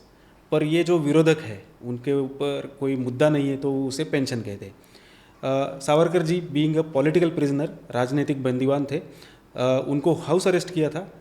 उनके पास कोई भी डिग्री नहीं थी, उनको ना तो वो वकीली कर सकते थे। ऐसी हालात में उनके सर्वाइवल का खर्चा जो है, जिम्मा जो है, वो सरकार के ऊपर आता है और ये लॉ में रिकॉर्डेड है। और ऐसे बहुत सारे क्रांतिकारी थे, बहुत सारे अहिंसावादी कार्यकर्ता थे जिनको ये अलाउंस मिल रहा था। सुभाष चंद्र बाबू के जो बड़े भाई थे शरद चंद्र बोस, उनको भी ये अलाउंस था। गांधी जी को भी ये अलाउंस था 100 रुपये। और सावरकर जी को जब वो रत्नागिरी में हाउस अरेस्ट में थे तब उनकी अरेस्ट के बाद 5 सालों बाद उन्हें ये अलाउंस चालू हो गया। कितना रुपए? पहले तो तय हुआ था 150 रुपया, वो काट छाट करते करते 60 रुपीज़ तक वो ला दिया ब्रिटिश शासन ने। बात यह है कि लोग कहते हैं उन्होंने पेंशन ली, तो वो अलाउंस था, ये मैंने प्रूव कर दिया। चलो एक बार आपका कहना मान भी लेते थे कि ब्रिटिशों से वो पैसे लेते थे, लेकिन कभी भी सावरकर जी ने ब्रिटिशों के साथ मिली भगत नहीं की थी। सावरकर जी हमेशा कार्यरत थे भारत की आज़ादी के लिए, और वो ब्रिटिशों के विरुद्ध प्लानिंग बना लेते थे। तो अगर ब्रिटिशों का पैसा ही वो ब्रिटिशों के विरुद्ध उपयोग में लाते थे तो उसमें बुरी बात तो नहीं है। जस्टिफिकेशन देने की ज़रूरत भी नहीं है, अगर इंसान के पास काम नहीं है तो वो कुछ करेगा कैसे? और जब जेल पहुंचे तो वो भी तो कुछ ऐसे काम के लिए थे जब भारत को स्वतंत्रता दिलाना चाह रहे थे। तो ये मैं समझ सकता हूँ। अच्छा, आप मुझे ये बताइए कि हमने मुस्लिम लीग की बात करी, 2 नेशन थ्योरी पे क्या ओपिनियन था सावरकर जी का? सावरकर जी के भाषण में 1937 में इसका उल्लेख आया है, लेकिन आप देखोगे तो सावरकर जी ने इसका समर्थन कभी नहीं किया था। टू नेशन थियरी उन्होंने उसका मतलब he did not prescribe it, he described. आप पीछे जाओगे 1888 में, 1887 में आप Syed Ahmad Khan, the founder of Aligarh Muslim university, उनके भाषण देख लीजिए। उनमें क्लियर कट मेंशन है कि एक मुसलमान राष्ट्र है, दूसरा हिंदू राष्ट्र है, और ब्रिटिश चले जाएंगे तो हम क्या क्या करेंगे, ये सब उनके भाषण में रिकॉर्डेड है, इंटरनेट पे अवेलेबल है। मोहम्मद इकबाल को आप जानते हैं, कवि है जो जिन्होंने सारे जहाँ से अच्छा लिखा है। फिर जाके उन्होंने 3 साल पश्चात नया गाना लिखा जिसका नाम था तराना ए मिल्ली। उसमें वो उल्लेख करते हैं कि चीनो अरब हमारा, हिंदोस्तां हमारा, मुस्लिम है हम, वतन है सारा जहां हमारा। तो वो खुद से कह रहे हैं कि मुस्लिम है हम, वतन है, तो हम एक में राष्ट्र है। तो ये बात आपने मान ली। सावरकर जी ने सिर्फ कह दिया कि भारत अखंड रहना चाहिए, भारत स्वतंत्र होना चाहिए, हम एक राष्ट्र करके उभरने चाहिए, ये तो हम सभी की इच्छा है। किंतु इसी देश में कुछ ऐसे गुट है, मुस्लिम लीग है, जो ये नहीं चाहती, उनकी मानसिकता अलग है। They want to create a state within a state. तो ये सरासर देश से धोखाधड़ी हो गई। फिर आगे जाके सावरकर जी बात रखते हैं कि मैं अखंड भारत के पक्ष में हूँ, मुस्लिम लीग पाकिस्तान चाहती है, तो हिंदुओं ने क्या करना चाहिए, ब्रिटिशों की और मुसलमानों की रणनीति कैसी तोड़नी चाहिए। तो basically he did not coin the theory. उन्होंने बताया अगर मैं अभी मुंबई में आ रहा हूँ, घूम रहा हूँ, मुंबई में मुझे बहुत ट्रैफिक लगा, मैं ये बात आपके सामने रख रहा हूँ, तो क्या मैं ट्रैफिक का समर्थन कर रहा हूँ? तो क्या लोग ये कहते हैं कि टू नेशन थ्योरी उन्होंने रखी थी? जी, उनके ऊपर आरोप लगा जाता है कि टू नेशन थ्योरी का सावरकर जी ने कॉइन की उन्होंने थ्योरी और उसका समर्थन किया। पूरी झूठ बात है। कांग्रेस पार्टी के सावरकर जी पार्ट नहीं थे। और कांग्रेस पार्टी के बारे में एक चीज़ मैंने कहीं पढ़ी थी, एक आर्टिकल में पुराना, तो मैंने कहीं ये पढ़ा था कि जब कांग्रेस पार्टी में इंडिपेंडेंस से पहले वंदे मातरम गाना बंद कर दिया गया था गाना जी, क्योंकि कुछ मुस्लिम लीडर्स को वो गाना पसंद नहीं था। क्या ये सच है? आपने इसके बारे में कुछ पढ़ा है? कोई आपको इसका कुछ रिटन डॉक्यूमेंट्स हैं? मैंने पढ़ा है। कांग्रेस में 2 लीडर्स थे, मोहम्मद अली और शौकत अली। उन दोनों का कहना था कि वंदे मातरम हमें हमारे मज़हब के हिसाब से अलाउड नहीं है, किसी और की प्रेयर करना अलाउड नहीं है। तो मैंने जैसे बताया कि हमें आज़ादी चाहिए तो हिंदू मुस्लिम यूनिटी चाहिए, हिंदू मुस्लिम यूनिटी चाहिए तो मुसलमानों को कुछ ना कुछ दे के खुश करना पड़ेगा, मुसलमानों की मांगे मान्य करनी होगी। अगर वो कहते हैं कि वंदे मातरम हम नहीं गाएंगे तो ठीक है, हमें कोई एतराज़ नहीं है। कांग्रेस की जितनी सभाएं होती थी उन सभाओं से वंदे मातरम का गीत का गाना जब वो अंतिम जो रहता है आभार प्रदर्शन के पश्चात वंदे मातरम गाते और सभा समाप्त होती है, वो बंद हो गया। कौन से साल में बंद हुआ था? कुछ आइडिया आपको किस टाइम पीरियड की बात है? ये बात मैं कह रहा हूँ अराउंड 1924। तब से बंद हो गया था? तब से बंद हो गया। और ये कह रहे हैं कि to nation theory Savarkar ji ने दी थी? बिल्कुल, झूठा आरोप करने में तो इनका कोई भी हाथ नहीं पकड़ सकता। सारे प्रूफ्स हैं मेरे पास। स्ट्रेंज। अच्छा, मैं एक चीज़, चलिए मैं एक चीज़ के बारे में बात करना चाहूँगा। जो गोडसे थे जिन्होंने गांधी जी का असैसिनेशन किया था, वो अभिनव भारत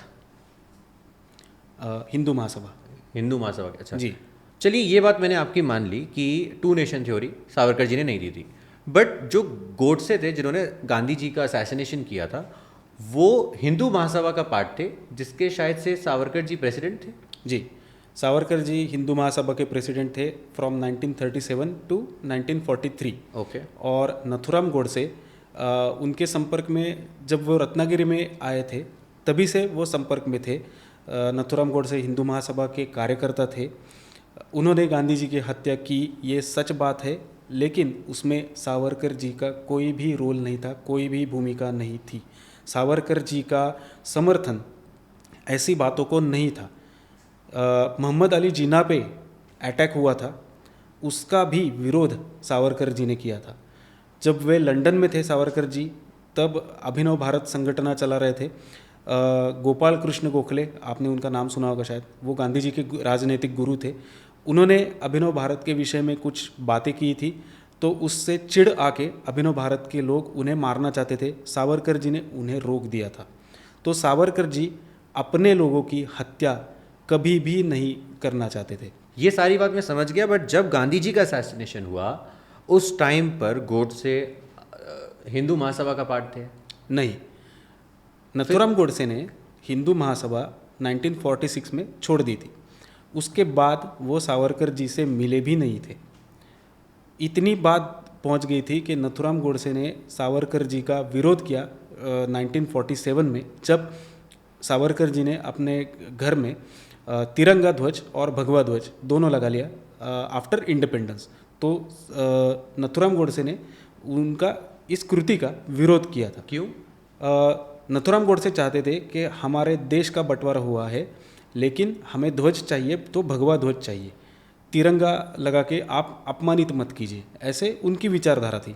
और नथुराम गोडसे उन्होंने हिंदू राष्ट्र दल की स्थापना की थी। हिंदू महासभा के कई लीडर्स से वो असहमति दर्शाते थे और वो कहते थे कि ये सब अभी बूढ़े लोग हो गए हैं, हमें कोई युवाओं का संगठन खड़ा करना चाहिए, ऐसी उनकी बातें चलती थी। बेसिकली गोडसे के अगर दिमाग को समझा जाए तो वो एक्सट्रीम के भी फार एक्सट्रीम राइट थे, मतलब इन अ सेंस कि उनको ये था कि तिरंगे में भी कोई ऐसा कलर नहीं होना चाहिए, कुछ ऐसा नहीं होना चाहिए जो किसी भी तरीके से का भी सेक्युलरिज्म दिखाता हो। अग्रीड जी उनके हिसाब से भगवा ध्वज ही हमारा भारत का ध्वज होना चाहिए जी। और वो मतलब टू नेशन थ्योरी में तो फिर वो मान ही नहीं सकते, मतलब उनका ये था कि मतलब जो है भारत है जी, जो है हिंदुत्व है। हाँ। और हत्या के कारण तो आप जानते रहेंगे कि गांधी जी अनशन पे बैठ गए, क्योंकि पाकिस्तान ने आज़ादी के बाद पैसे अटैक का, किया था। हाँ। 55 करोड़ का ये था, तो हमारे पूरे मंत्रिमंडल ने तय किया था हम नहीं देंगे। गांधी जी बैठ गए अनशन पे। ये बातें नथुराम गोडसे को अच्छी नहीं लगी। 20 जनवरी को गांधी जी के ऊपर पहला अटैक हुआ था, फिर 30 जनवरी को उनका असैसिनेशन हो गया। जो बम फेंका गया था, वो जो बम फेंकने वाला था वो रेफ्यूजी था, वो पुलिस के हाथ लग गया था। उन्होंने इतना बोल दिया था कि गांधी जी की हत्या का प्लानिंग चल रहा है, पुणे का कोई एडिटर है जो इसके पीछे है। अब नथुराम गोडसे वृत्तपत्र चलाते थे, उसका नाम है हिंदू राष्ट्र अग्रणी, और पुणे में अभी कितने न्यूज़पेपर्स थे उस समय, गिने चुने थे। तो पुलिस को ये बहुत आसान काम था कि जो भी ये प्लानिंग कर रहा है उसको अरेस्ट कर ले। लेकिन 10 दिन गए, 20 जनवरी से लेके 30 जनवरी तक कुछ भी नहीं किया पुलिस ने। पकड़ना बहुत ही आसान था। तब भी ये हो गया। तब भी ये हो गया। उसके बाद वीर सावरकर जी पे क्या क्वेश्चनिंग उठी? जैसे गॉडसे ने गांधी जी को मार दिया, उसके बाद वीर सावरकर जी को किस तरह से इसमें इन्वॉल्व किया गया? वीर सावरकर जी को अरेस्ट किया गया ऐसी ही सोच से कि नथुराम गोडसे पुणे से है, हिंदू महासभा से संबंध रखता है, हिंदू राष्ट्र अग्रणी ये अखबार चलाता है, उसके ऊपर सावरकर जी का फ़ोटो है, तो सावरकर जी भी इस हत्या में शामिल है, उनकी अरेस्ट करो। हालांकि नथुराम गोडसे के अलावा उनके भाई गोपाल गोडसे, शंकर खिस्तैया, विष्णुपंत करकरे और भी बहुत सारे लोगों की अरेस्ट की थी। हज़ारों आरएसएस कार्यकर्ताओं की अरेस्ट की थी, हिंदू महासभा के कार्यकर्ताओं की अरेस्ट की थी। लेकिन पुलिस का कहना ये था कि brain behind the conspiracy is Veer Savarkar, तो उनको अरेस्ट कर लिया गया। रात के 2 बजे उनको अरेस्ट करके लेके गए और इतने मतलब डर रहे थे कि सावरकर जी निकलने से पहले वॉशरूम चले गए तो पुलिस बाहर खड़ा था कि कहीं ये यहीं से तो भाग ना जाए। तो ये सारी चीज़ें हुई। फिर सावरकर जी ने तो उनका स्टेटमेंट दे दिया कि कोर्ट में कि किस तरह से उन्होंने विरोध जताया नथुराम गोडसे की इस कृति को, और उन्होंने साफ साफ कह दिया कि जो कंस्पिरेसी मेरे विरुद्ध रची गई है, जो आपके विटनेसेस है, उन्होंने तो हियर से किया है। वो जो ऐसे मनगढ़ंत बातें कर रहे हैं कि नथुराम गोडसे को मैं कह रहा हूँ जाओ आप यशस्वी होके आओ, तो ये सारी मनगढ़ंत बातें, ये कभी घटनाएं हुई नहीं है। 1.5 साल हमारी मुलाकात भी नहीं हुए। खुद नथुराम गोडसे ने अपने स्टेटमेंट में ये सफाई कर दी है कि सावरकर जी इसमें कहीं भी उनका भी रोल नहीं था। लेकिन बाद में 1969 में एक कपूर कमीशन नाम का एक कमीशन इस्टेब्लिश हुआ। बेसिकली उसका उद्देश्य यह था कि जो भी लूप होल्स बचे हैं गांधी हत्या में वो वापस ढूंढे जाए और वो सिर्फ रिपोर्ट लिख के सरकार को सबमिट कर देगा।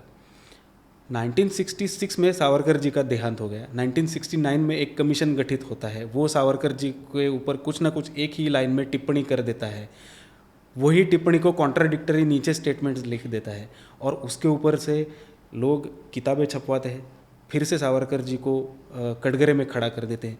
तो ये सावरकर जी के ऊपर सीधा सीधा अन्याय है। बट जब वो जिंदा थे, जब गांधी जी की हत्या हुई, तो उसका जब उन्हें जेल में रखा गया है, जो भी हुआ, तो उस टाइम क्या प्रूफ हुआ? उन्हें छोड़ दिया गया था? क्या हुआ था उस टाइम पे? Lack of evidence.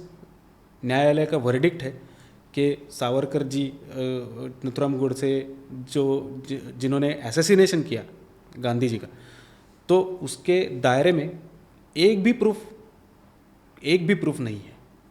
तो ये सीधी सी बात थी, एक्विटल हो गया।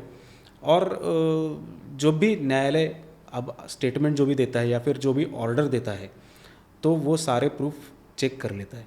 ऐसी बात नहीं कि हवा में कोई भी एक स्टेटमेंट दिया, भाई वो कोर्ट है, तो आपको कोर्ट के जो भी ऑर्डर है उसका सम्मान रखना चाहिए। तो पूरी छानबीन हुई थी सावरकर जी की, उनके भाई की, उनके घर, मतलब उनके भाई की तो लिंचिंग किया गया। मेरे जो सगे दादाजी थे उनका लिंचिंग किया गया, उनके ऊपर पथराव हो गया, फिर 1.5 साल के बाद वो चल बसे। तो ये सारी घटनाएं डॉक्यूमेंटेड है और सरकार, मतलब कोर्ट को ये निश्चित हो गया कि सावरकर जी का इसमें कोई भी हाथ नहीं है, तो उन्होंने एक्विटल दे दिया, फिर उन्हें छोड़ दिया गया और वो घर आ गए। हाँ, ओके। ये मतलब बहुत ही सैड है कि आप लोगों के परिवार को जिन सब चीज़ों से गुजरना पड़ा। आज ज़िंदगी कैसी है सत्या की? As compare to our last generation बहुत ही आसान है। मेरी शिक्षा जहाँ हुई पुणे में, वहाँ पे मुझे कोई परेशानी नहीं हुई। जहाँ मैं नौकरी करता हूँ वहाँ पे भी इतनी परेशानी नहीं है। क्या करते हो आप? मैं एक आईटी कंपनी में हूँ और सेल्स डोमेन में हूँ, और वहाँ पे कोई कठिनाई नहीं होती। किंतु जो ये सोशल मीडिया है, जो जैसे जैसे हम पोस्ट डालते हैं, अभी मेरी युवा सावरकर करके एक टीम है, तो it is a team of youth, they are inspired by Veer Savarkar ji. हम लोगों को प्लेटफॉर्म देते हैं कि आप कलाकार हो तो आप आइए, आपकी कला सादरीकरण कीजिए। तो ये सारे लोग जुड़ गए हैं मुझसे और ये सच जानना चाहते हैं। Savarkar ji is a controversial figure. वो कहते हैं कि हाँ हमने बहुत बातें सुनी है, तो हमें सच क्या है वो बताइए। तो मैं ये सब सारा जो सच है आपके माध्यम से भी, इंस्टाग्राम के अकाउंट से भी वो सच बाहर लाने की कोशिश करता हूँ। पर लोग है, ट्रोल तो है, वो कुछ ना कुछ कमेंट कर देते हैं। जब कोर्ट ने बोल दिया कि लैक ऑफ एविडेंस है और सावरकर जी की कोई गलती नहीं है और उन्हें छोड़ देना चाहिए, तो फिर वो घर आ गए थे वापस? जी, वो घर आ गए थे, लेकिन बात ऐसी है कि तब लियाकत अली और नेहरू इनके बीच में एक पैक्ट होने वाला था। तब प्रिकॉशनरी मेजर्स को लेके सावरकर जी को अरेस्ट कर लिया गया वापस। उनको बेलगांव जहाँ पे है वहाँ पे हिंडलगा करके जेल है, उधर रखा गया। और बात यह है कि लियाकत अली आके 5 दिन में चले गए। सावरकर जी को कितने दिन रखा होगा? 100 दिन, पूरे 100 दिन सावरकर जी को उस जेल में रखा गया। और जब पूछा कि आपने इतने देर क्यों रखा सावरकर जी को जेल में, तो आंसर आ गया कि हम लोग भूल गए सावरकर जी जेल में है। ये जो आपने नेहरू लियाकत पैक्ट की बात करी, ये 1950 वाले पैक्ट की आप बात कर रहे हैं? जी, और ये था कि जब जो ट्रांसफ़र ऑफ पॉपुलेशन चल रहा था ड्यूरिंग द पार्टीशन, तो यहाँ की जो माइनॉरिटीज़ वहाँ पे चली गई पाकिस्तान में, ये यहाँ पे प्रॉपर्टीज़ छोड़ के गई। तो उस प्रॉपर्टीज़ का क्या करना है? जो वहाँ से माइनॉरिटीज़ यहाँ पे आ गई, उनके प्रॉपर्टीज़ का क्या करना है? इस संबंध में वो पैक्ट होने वाला था। इसी पैक्ट के बाद वक्फ बोर्ड बना था? इसी पैक्ट के बाद वक्फ बोर्ड का गठन हुआ। वो 1960 मतलब कुछ सालों बाद हुआ था। हाँ, लेकिन जो बेस था उसका वो यही था कि उनकी प्रॉपर्टीज़ तो यहाँ है, तो उसका किसी न किसी को हस्तांतरण किया जाए। ओके, मतलब इस पे कोई क्लैरिटी नहीं है, but this is a point of discussion. हाँ, ओके, गॉट इट। पाकिस्तान के प्राइम मिनिस्टर इंडिया आ रहे हैं, इंडिया के प्राइम मिनिस्टर को उनसे मिलना है, इन सब के बीच में वीर सावरकर जी को गिरफ्तार करने की क्या ज़रूरत थी? I don't know, but it is kind of grudge जो वीर सावरकर जी के विषय में था, जो पहले घटनाएं हो चुकी थी, सावरकर जी का योगदान नकार दिया जाए स्वतंत्रता संग्राम में, फिर जो गांधी जी के विषय में हो गया था, इसके चलते कोई ना कोई जो वेव थी वो सावरकर जी के अगेंस्ट थी उस समय की सरकार में। तो इसके चलते अरेस्ट करना, प्रिकॉशनरी मेजर्स दिखाना तो बहुत आसान था। और फिर 100 दिन के लिए भूल जाना। और 5 दिन आपने गिरफ्तार किया, उसके बाद अगर आप कर रहे हो तो वो तो मतलब एक तरीके से ये दिखाना, तो यही दिखाता है ना कि मतलब आप तरीके ढूंढ रहे हो उनको परेशान करने के। हाँ, जबकि इतना परेशान ऑलरेडी ब्रिटिशर्स उन्हें कर चुके थे। 11 साल अंडमान, फिर 2.5 साल रत्नागिरी जेल। वो रत्नागिरी जेल भी स्पेशल जेल था, और अंडमान में जितनी यातनाएं सावरकर जी को हुई उससे ज़्यादा यातनाएं रत्नागिरी की जेल में हुई। सत्यागी भैया, मैं आगे बढ़ना चाहूँगा क्योंकि इतना कुछ सुन के ना दिल को बहुत दुख होता है।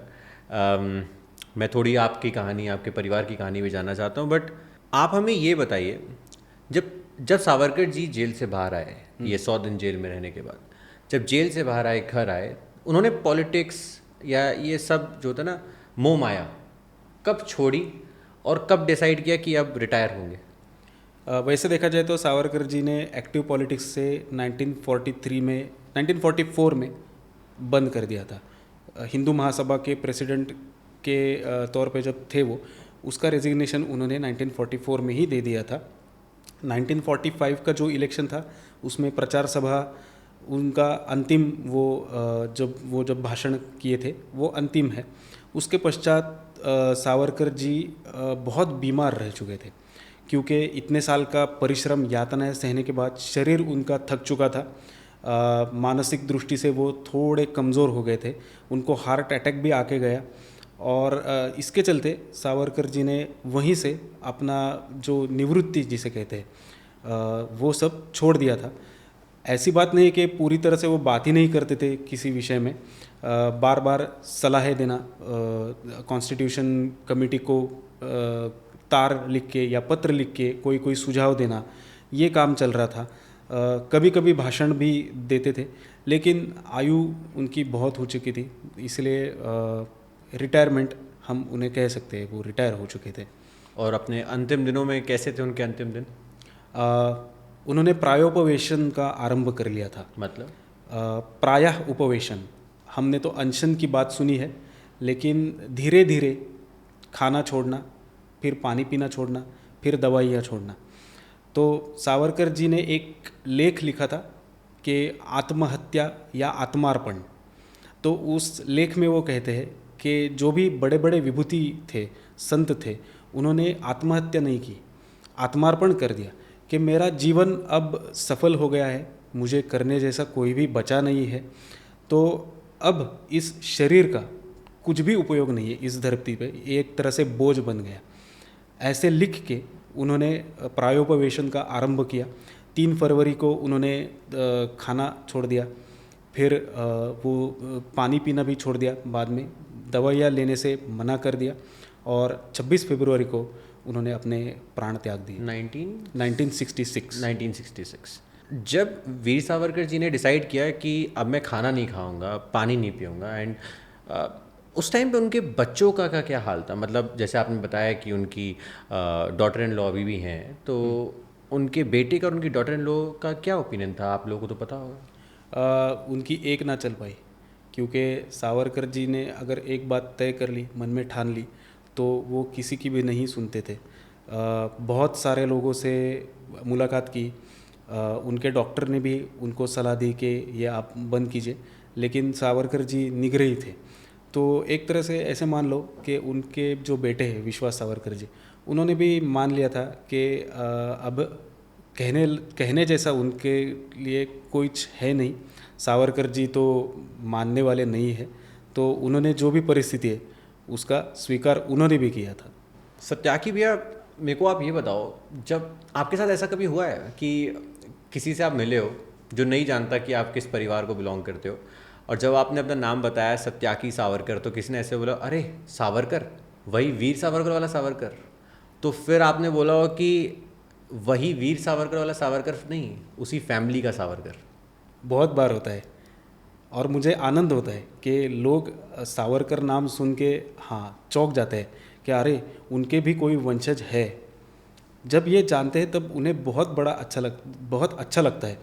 कई जगह मैं जाता हूँ तो कई बार मुझे ऐसा होता है कि लोग पैर छूते हैं और मैं बहुत इमोशनल हो जाता हूँ उस समय, क्योंकि मुझे पता रहता है कि जब वो मेरे पैर छूते हैं तो वो मेरे लिए नहीं है, वो उनके लिए जो सावरकर ब्रदर्स थे तीनों, जिन्होंने स्वतंत्रता संग्राम में अपना सब कुछ दांव पे लगा दिया, और उनकी पत्नियों के भी है उतने ही कष्ट है।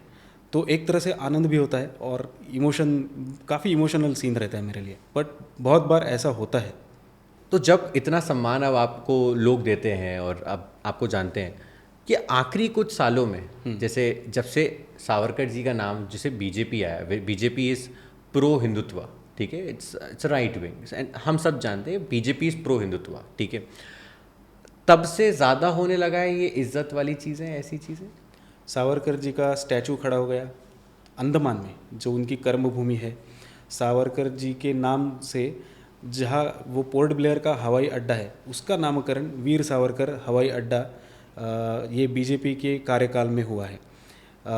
और ज़्यादा आपको मैं बता देता हूँ, सावरकर जी का जो मिलिटराइजेशन का पॉलिसी था वो किसने आगे बढ़ाया, तो ये बीजेपी की गवर्नमेंट ने ही आगे बढ़ाया। श्री नरेंद्र मोदी जी ने आगे बढ़ाया। नरेंद्र मोदी जी ही है उसके पीछे, क्योंकि आप अगर देखिए जब हमें स्वातंत्र्य मिला था उसके पश्चात इतना रैपिड रेट से मिलिटराइजेशन और मॉडर्नाइजेशन ऑफ वेपन्स कभी भी नहीं हुआ है। तो आज ऑपरेशन सिंदूर जब होता है तब हमें पता चलता है कि जो हमारा डिफेंस, एयर डिफेंस सिस्टम है वो कितना शक्तिशाली है, जो शत्रुओं के ड्रोन को भारत की भूमि पे गिरने नहीं देता। सावरकर जी का सपना तो यही था, सावरकरवाद जिसे कहते हैं, उनकी आइडियोलॉजी जिसे कहते हैं, वो तो यही था कि भारत एक सक्षम राष्ट्र के तौर से उभरता है। भारत किसी को पहला थप्पड़ मारेगा नहीं, अगर बट कोई मारेगा तो फिर अगली बार मारना भूल जाएगा, छोड़ेगा नहीं। छोड़ेगा नहीं। बहुत अच्छा लग रहा है ये सुनकर कि आपके परिवार को अब वो जो इज्जत ड्यू थी वो इज्जत मिल रही है। आपको अच्छा लगता होगा ये सब देखकर, कैसा, मतलब अब बढ़िया लगता है। मैं ऐसे दिल से जानना चाहता हूँ कैसा फील करते हो आप? बहुत अच्छा लगता है, मतलब पॉडकास्ट है इसीलिए नहीं कह रहा हूँ, सच में अच्छा लगता है मुझे कि वीर सावरकर जी जो इतने साल जिनका कहीं भी नामोल्लेख नहीं था, पाठ्यक्रम में कभी भी उनका चैप्टर किसी को भी नहीं पढ़ाया गया, उनके ऊपर फिल्म आती है पहली सन 2000 में, फिर उसके 24 साल बाद रणदीप हुडा जी जो कहाँ बैठते हैं, वो हरियाणा में, वो आते हैं महाराष्ट्र, सावरकर जी के अध्ययन करते हैं, उनके ऊपर फिल्म बनाते हैं और इतने बड़े तौर पे वो हिट हो जाती है। और फिर आने वाली जो जनरेशन है उनको वो पता चलता है कि सावरकर जी का कंट्रीब्यूशन क्या था। तो जब ये फिल्म बन रही थी तब आपके साथ क्या कॉन्वर्सेशन होती थी, मतलब आप लोगों के परिवार के साथ? मेरे बड़े भाई के साथ, रणजीत सावरकर जी जो जिनका मैंने उल्लेख किया, वो जो दादर में स्वातंत्र्यवीर सावरकर राष्ट्रीय स्मारक के कार्याध्यक्ष है, हाँ। उनके साथ रणदीप हुडा जी की बातचीत होती रहती थी, संदर्भ लेके जाते थे और उनका बहुत बड़ा योगदान रहा है उस फिल्म में। फिल्म से सेटिस्फाइड हो आप? हाँ, अच्छा लगा देखकर? हाँ। ओके, मतलब फिल्म में उनकी डेथ वाला पार्ट नहीं दिखाया गया है? जब जो हम लियाकत अली वाला पार्ट किया हमने उधर तक है, वहाँ पे एंड किया, डेथ का पार्ट नहीं है। ठीक है। बहुत अच्छा लगा भैया आपसे मिलके, आपके टाइम के लिए थैंक यू। और आगे इस केस पे जो भी होगा, जो आपका चल रहा है, उसके लिए all the best. May the truth prevail and बस मैं यही कह सकता हूँ। और आपके साथ और बातें करेंगे, लोगों को अपडेटेड रखेंगे केस से रिलेटेड। मैं अपने सोशल मीडिया के माध्यम से भी लोगों को इसके बारे में बताऊंगा और जागरूक करूंगा। आपका इस शो पर आने के लिए धन्यवाद। आपको भी धन्यवाद, आपने मुझे बुलाया, आमंत्रित किया, सावरकर जी के विषय में इतना बोलने की मुझे जो अनुमति है आपने दी थी, आपका भी बहुत बहुत धन्यवाद। थैंक यू भैया। जय हिंद, जय भारत, वंदे मातरम। वंदे मातरम।